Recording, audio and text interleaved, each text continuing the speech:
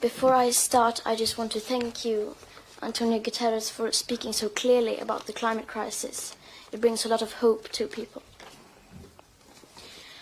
For 25 years, countless of people have stood in front of the United Nations climate conferences, asking our nation's leaders to stop the emissions. But clearly, this has not worked, since the emissions just continue to rise. So I will not ask them anything. Instead, I will ask the people around the world to realize that our political leaders have failed us. Because we are facing an existential threat, and there is no time to continue down this road of madness. Rich countries like Sweden need to start reducing emissions by at least 15% every year to stay below a 2-degree warming target.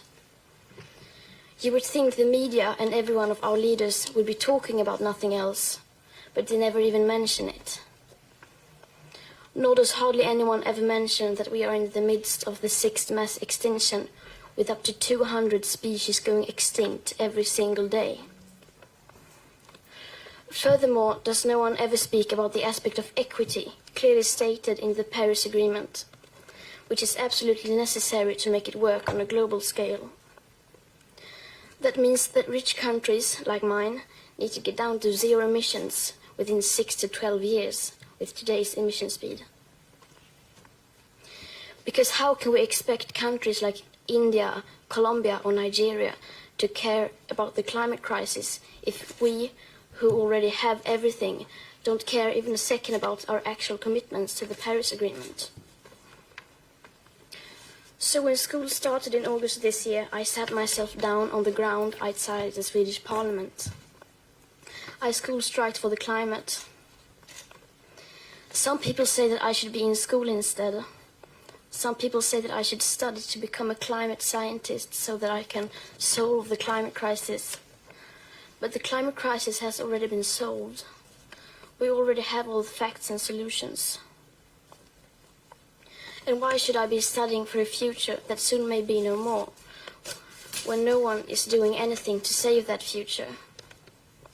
And what is the point of learning facts when the most important facts clearly means nothing to our society? Today we use 100 million barrels of oil every single day. There are no politics to change that. There are no rules to keep that oil in the ground.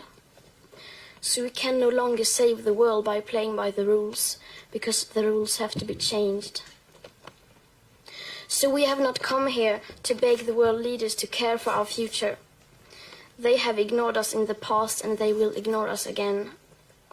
We have come here to let them know that change is coming, whether they like it or not. The people will rise to the challenge. And since our leaders are behaving like children, we will have to take the responsibility they should have taken long ago. Thank you.